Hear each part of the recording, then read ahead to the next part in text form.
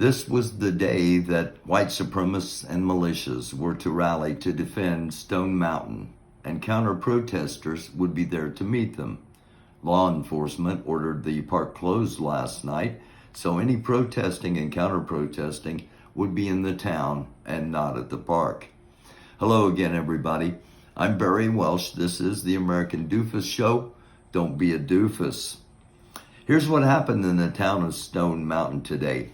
12 members of a Georgia 3 Percenters militia showed up, 10 men and 2 women. Well over 300 counter-protesters were there early and waiting to meet them. Local police divided the two groups then police left the area as there were no permits for protesters, so no need for them to be defended. The police removed themselves to the central part of town to respond quickly in any direction to any potential trouble. The 3 Percenters were greatly outnumbered and had bitten off more than they bargained for, but there was no violence.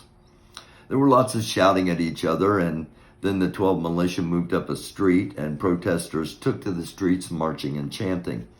Eventually, many of the protesters and the militia had conversations and stopped yelling at each other and started talking with each other. Once again, there was no violence, and it appeared everything was over. That was not to be the case.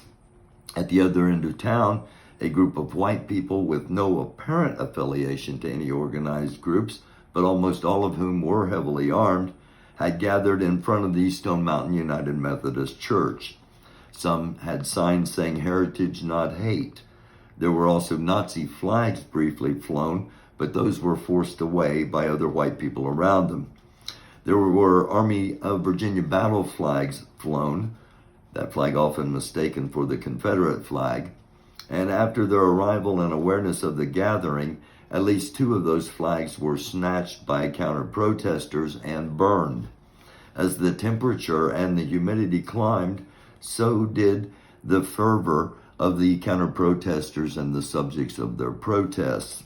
There were some that were trying to get everyone to see that they should not be against each other, but with each other against the current government. There were those preaching the gospel of Jesus Christ and peace and unity. There were those that wanted any excuse to start a confrontation with someone else, and that is very, very dangerous, and they were both present on both sides. Our country's smoldering right now, and the wrong action by a single person could change the course of this country incredibly quickly, and it could have happened today. Police in riot gear arrived in force 5 hours after everything had begun in the morning. They pushed both groups backwards together down a street and then split the groups in half, sending members of both groups in different directions at a cross street.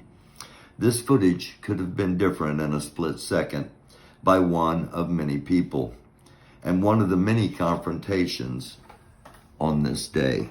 I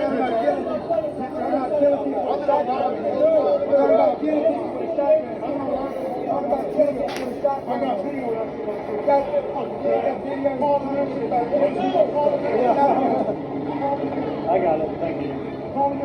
Watch step, sir.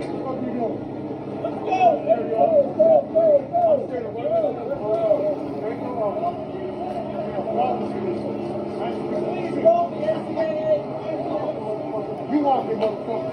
You walk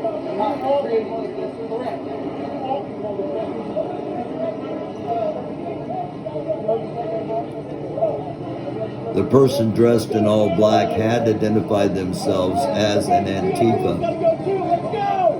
The others are 3 Percenters from earlier in the morning. Let's go, come on, let's go. Don't cut into my Saturday, let's go.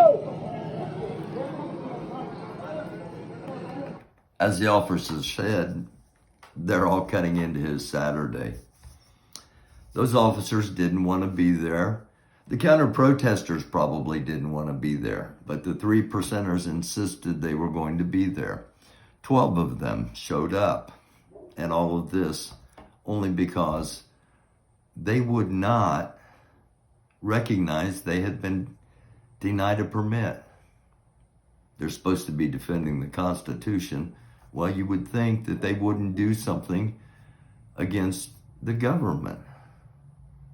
They were denied a permit. They showed up anyway. This escalated. It could have gotten really bad. There were too many people with fingers on triggers on both sides.